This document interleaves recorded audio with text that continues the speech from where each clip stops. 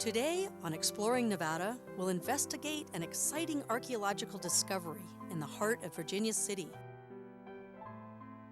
It's the remains of the Boston Saloon, a popular gathering place for African Americans who lived and worked on the Comstock. Researchers began to suspect that African Americans were making significant professional, business, and social contributions to the life and times of late 19th century Virginia City, and their research bore that out. 5 weeks of digging during the summer of 2000 produced a wealth of artifacts, giving solid clues as to how African Americans socialized, what they ate, drank, and deemed important in their daily lives.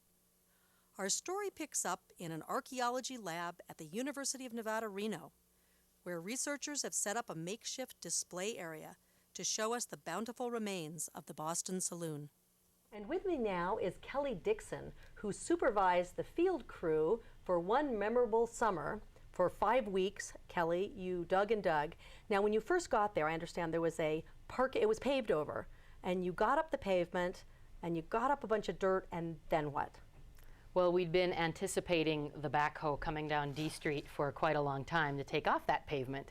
And we knew, based on historical records, like census databases, like historical directories that are very much like our yellow pages, and by newspapers, that this particular location in Virginia City on D Street was X marks the spot. We knew it was there. It had been capped with a parking lot, however, and so it was a serious moment of discovery. What were we going to find? And as the backhoe peeled off the pavement, there were literally artifacts popping out right away. So we instantly got up our druthers and our excitement, had the backhoe pull off. We laid out a grid and began excavating. What we didn't know was that we had a good 18, 20 inches of artifactual materials to get through until we'd actually get to the layers that represented the occupation of the Boston Saloon there between 1866 and 1875. And as we worked our way down to that point, more artifacts started to pop out of this ashy gray layer that represented the 1875 fire. So you knew you had to get underneath the fire. We had to get underneath the fire because, good thing for us, the Boston Saloon closed its doors in 1875, a few months before the fire. So as we excavated down to that layer, we began to see portions of bottles, corks, portions of tobacco pipes and glassware start to peek out of that ash. Some of it, like what we have here, even burned. Glass became molten during the fire and lay there amidst the ash and the debris. The crew carefully excavated everything in situ or in place, mapped it out, and we brought in tiny, tiny fragments to the lab. I'm going to talk about that a little more in a few minutes. But what we are able to deduce now, after this careful, drawn-out excavation, is what was it like to walk in the doors of an African-American saloon? This represents the first African-American saloon that has ever been excavated, and it promises to tell us a new story of an African-American contribution to the mining West, one that, up to this point, does not exist in terms of African-American archaeology. So, you would have walked into the doors of the Boston Saloon, and you would have been met by the glow of a gas lighting system. Historical records tell us about what it was like to be in saloons during the 19th century, particularly boomtown saloons. And those historical records are a little slanted because they're usually written by proponents of the temperance movement, who tell you that these are dingy, smoke-filled, fumy places of sin. Well, we walk into the Boston Saloon and see a fancy gas lighting system that actually was put in to cut down on obnoxious fumes and odors associated with gas lights. And did you have artifacts then that reveal that? And then we indeed do. A patent date stamped on an artifact that tells us about this gas lighting system that had the cutting-edge technology of cutting down on the fumes. However, we've got an array of tobacco pipes here, telling us that in addition to seeing the lighting, you would have had the smell of tobacco smoke wafting in the air, also on site, but also going through the nose and the senses. One of the other series of, I think, more amazing artifacts are delicate crystal stemware, wine glasses, champagne glasses, aperitif and liqueur glasses, delicate stemware that causes us to rethink our stereotype of the wild Western saloon, and that tell us that this particular saloon, the Boston Saloon, an African-American establishment, was among the more upscale operations among 100 saloons in Virginia City during the mining heyday. We've got artifacts like this that when excavated were full of sediments, full of dirt. We couldn't see what they were. We take them in the lab and clean them up, and we can read embossed writing that tell us that that's Gordon's Dry Gin from England. Suddenly we have the menu items coming to life. We've got wine and champagne. We've got stoneware ale bottles imported from Scotland. Essence of Jamaica ginger, a pharmaceutical remedy that appears also to have played a major role based on the quantity of these bottles that we have at the Boston Saloon. You would have also had the aroma of lamb chops and leg of lamb. So you have some bones. We have a number of faunal remains or animal bones that have butchery cut marks on them. That means we know they were being eaten. And we also know that this particular animal is very young. This is the leg of a lamb. And you can see how I can move the bone away. That bone hasn't fused yet, which means it's a young animal. Succulent menu options in addition to beverages.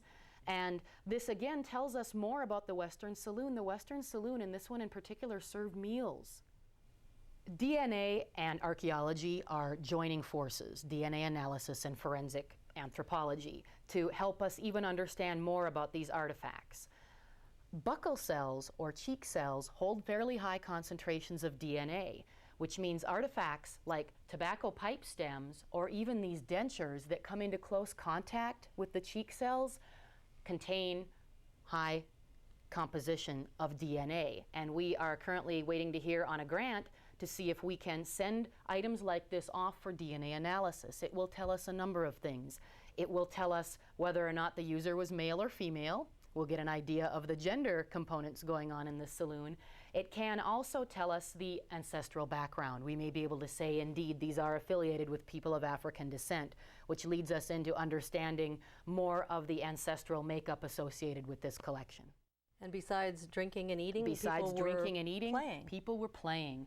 We have down here some poker chips. We have part of a domino, and we even have some marbles. Now, some might say those marbles indicate the presence of children. Indeed, that could be. However, it could just be one of many games that were being offered and going on in the Boston Saloon. Also next to these is a mouthpiece from a trombone. Suddenly, I can insert a soundtrack, an accompaniment of horn music, in addition to the gas lighting and the clinking of glassware, the tobacco pipes, and of course the aroma of leg of lamb. Now, we have a whole series of ceramic dinner plates that also remind us that meals were being served. And if you look closely at these, and if you look closely at the rest of these artifacts, you'll see that they have little cracks. They come to us out of the field broken up. This is what archaeologists find. We dig this parking lot that has a capped site from the mining boom era, and we have fragments. And it therefore takes years to clean those, to catalog them, sort them, and figure out how they all mend back together. And we're very fortunate that we have a dedicated volunteer who has put in thousands of hours to put these back together, so I can sit here and tell you the story about walking in the Boston Saloon that I am right now. And we will be speaking next with a volunteer who actually has put it all together so that then Kelly could tell this wonderful story about what took place. So please stay with us.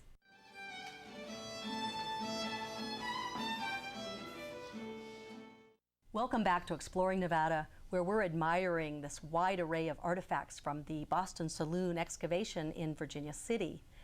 With me now is Dan Uriola, who is a dedicated volunteer, a behind-the-scenes guy who has put together a lot of these artifacts that Kelly was just talking about. When you began your work, things did not look as they do now. No, they look like this. A bunch of dirty glass, pieces of glass and this and that. Nails, what all else that we found in there? Rocks that got in here, ceramics, bottles. But you had a vision. You knew that they were more than that. Yes. I've been working on ceramics, or mending them, for about 6 years now. And the Boston Saloon has presented some specific challenges to me. This, believe it or not, is a complete bottle that has melted, and has come in on itself. This I jokingly call a 35-cent piece because it's a quarter and a dime that are fused together. Dan, what was the most interesting piece that you worked on that's on this table now? The most interesting piece is the yellow bowl here. It presented quite a challenge trying to get the rim pieces and the body pieces to mend to the base. As you can see, there's a lot of pieces missing. And alongside of the bowl, you can see some additional pieces that belong to this bowl, but they don't mend into anything that is here now. And it looks as though one of the most important things that you have to do right away is to label everything. Is that right, each piece? Yes. The white plates I have are still a work in process. The stack of plates in the corner and this stack of plates here were all found on top of each other. Unfortunately, by the time I got my hands on it, all the pieces were in one bag. And so I had no idea except for one or two slides as to how to put it together. Fortunately, for putting it together, the missing piece here and here is bonded to the plate below. So naturally, this plate belongs on top of this one. Under here, I had another different kind of a problem. This piece obviously fits in this hole now, but I didn't know that because I had mended this piece in the hole, and the piece that is bonded beyond it, I didn't know where it went. I assumed it went on a different plate. Very late, I found this piece here. When I found it, it became obvious that the piece I was putting in a different plate belongs to this plate. It fell down, got below the plate, and fused during the fire. So that's more evidence too of the fire. Yes. That this was right before the fire. The other stack of plates don't have the bonding, but they have scars on it where one sat on top of the other. And I've been able to match the scars and the slide that we have to put that together. What was the most frustrating item for you? The frustrating items are these little pieces of glass. Ceramics, when you mend them together, you can slide them and they will lock. Glass is smooth and the pieces do not lock. And so you have to really look at it with a microscope or a high-powered pair of glasses to make sure that they do fit together. And then because my fingers are so big and the bottles are so small, that created another problem. Now, Dan, you've spent thousands of hours doing this, not just on the Boston Saloon archaeology site, but other places, Piper's. Piper's. What is it that is so compelling to you that you spend this time this way volunteering? I guess as a kid, I liked to work on jigsaw puzzles. But to be honest with you, everyone tells me you must have a tremendous amount of patience. I don't. I am very impatient. But I am stubborn. I got that Basque blood in me that makes me stubborn. And when I once get started on something, I continue to work on it. Well, you made the reference to a jigsaw puzzle. This is kind of like a jigsaw puzzle where some of the pieces are missing, and you may have no hope ever of finding those pieces. Not only are the pieces missing, but I have evidence of two pieces, one on this bowl and one on this plate up here, where the piece was actually found 15 feet away from the stack. Now that bowl, this platter, and these two stacks of plates were all found together. And the slide shows them together. But somehow, over the years before the parking lot was built, pieces moved 15 feet. And you don't expect to find them over there. But you found it and you brought it back. Yes. Well, I think that the state of Nevada is very fortunate that you are a very stubborn Basque person.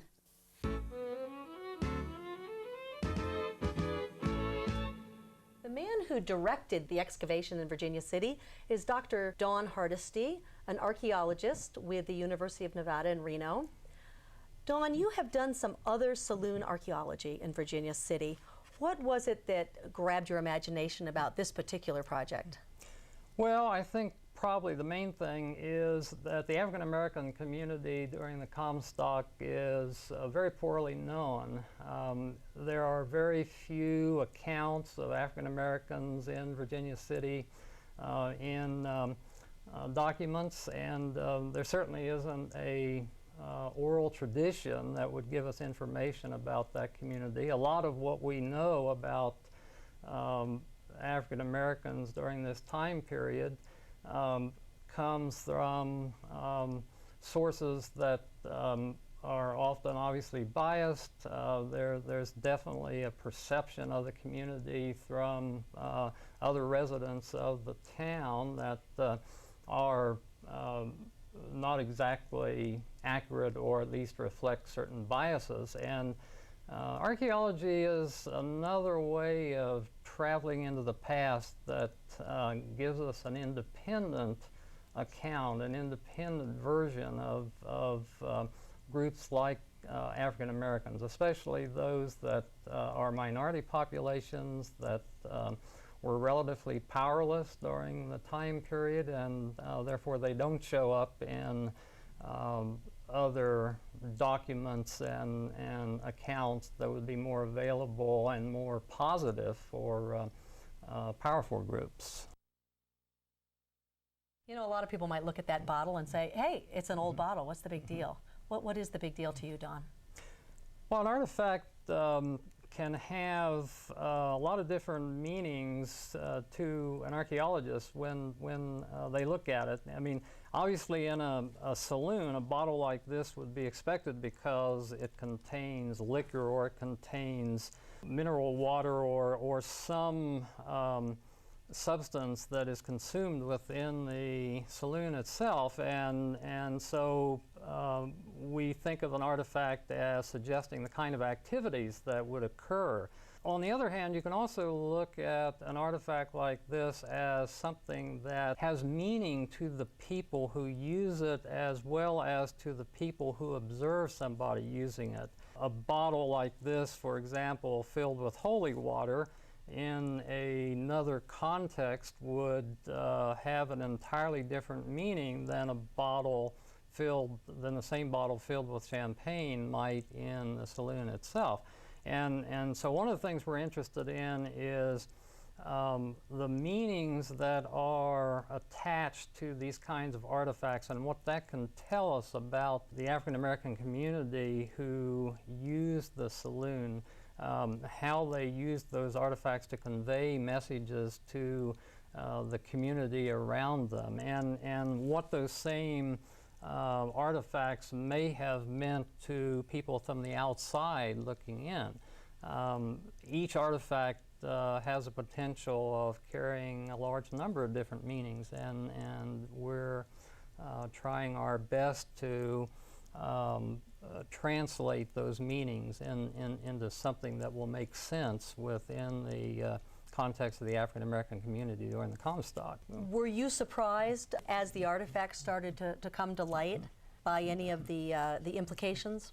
The one thing that struck me, and especially having looked at some of the other saloon artifact assemblages, is the abundance and the quality of the tableware and furnishings that came out of the Boston Saloon.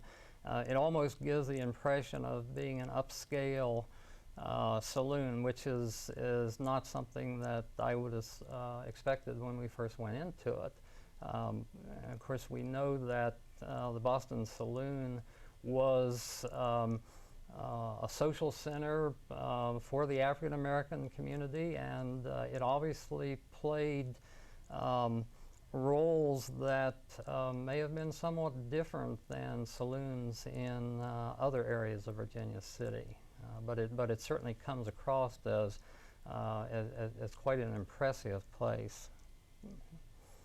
You directed a lot of students in your field schools over the years, and then this summer also.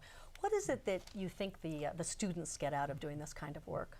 Well, I think one of the main things that they get is, in addition to the skills in doing field archaeology that we try to teach them, is the ability to work with real artifacts, and artifacts that can be linked directly to the African American community during the Comstock. And again, it comes back to the idea of time travel and traveling at a time. Museums always take advantage of the fact that real artifacts are much more appealing to individuals. They can transport individuals more readily into the past than any other form. And so I think that students recognize this. There's a thrill in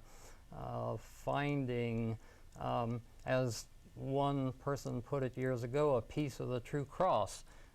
It transports you back in time in a way that no other source of information can do. Archaeologists toiled away for 5 weeks in the summer of 2000 with major support from the State Historic Preservation Office. Ron, how is it that the state is in the position of promoting archaeology and historic preservation? Well, the Historic Preservation Office, created in 1977, was mandated both by the state and the federal government to do what it could to encourage saving old buildings and dealing with archaeological sites. And the archaeological sites can be really problematic because they're often either undiscovered, so you have to go find them, and then they can be pretty costly to excavate them and to deal with all the artifacts that you find.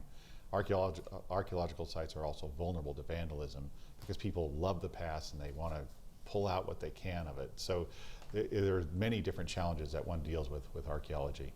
Is it safe to say that the Boston Saloon project would not really have come about without the involvement of the SHPO office? Oh, there's no way that this project could have been put forward. It is a very expensive process, and we've had to put some funds into it to make it happen. We feel it's really worthwhile because of all the insight that we're gaining from it. Will the findings, do you think, eventually have the kind of impact on the interpretation of history that will change how we look at things on the Comstock? It's already affecting it, and it'll only have more of an effect on it. And I think that's on several levels. As a historian dealing with the Comstock, I can tell you that what we're learning about how the Boston Saloon and the African American community and the other parts of the community all interacted and worked together, and what it was like to be an African American in the West is reshaping our understanding of the past. But I think there's also a point that it's extending a sense of ownership, I hope, to the African American community in general of the West and in the entire nation. They can now come to a place like Virginia City, made famous on television with the Cartwrights and the Bonanza and all that, and famous in its own right as a mining district. But now they can come here and say, this was our part of the nation's history also. We helped build this place. We lived here, and it's our place as well. Now, it's true of every ethnic group, and every ethnic group should find a home there in one sense or another. But this is what we can do for the African American community, and it enriches the tapestry that we can present to the tourists in general. I think a lot of people are very interested in archaeology, whether they have any training or not. Are there ways that people can get involved in this in their own communities? The excavations we've done up there, the full gamut of them, but at the Boston Saloon was a good example that would not have been possible without volunteers. The state plays a role, but the volunteers are essential. So we really need people to come up there. When we have excavations frequently during the summer, and we try to advertise them, we try to make sure that people are aware of them. They can call this office early in the summer, or better late spring, and ask if there's some excavations that they can help out with. And we'll try to find a slot for anyone who's interested in.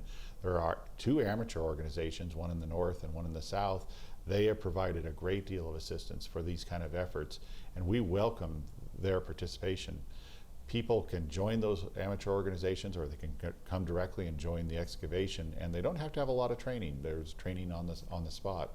And you know, school kids just love the archaeological excavations, and the screening especially, they help with by picking through the screen and finding artifacts. It's a real discovery process, very exciting, a lot of fun.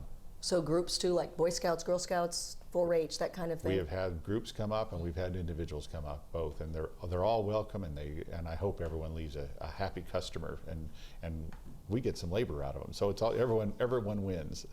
Do you have any excavations planned at this point in other parts of Nevada?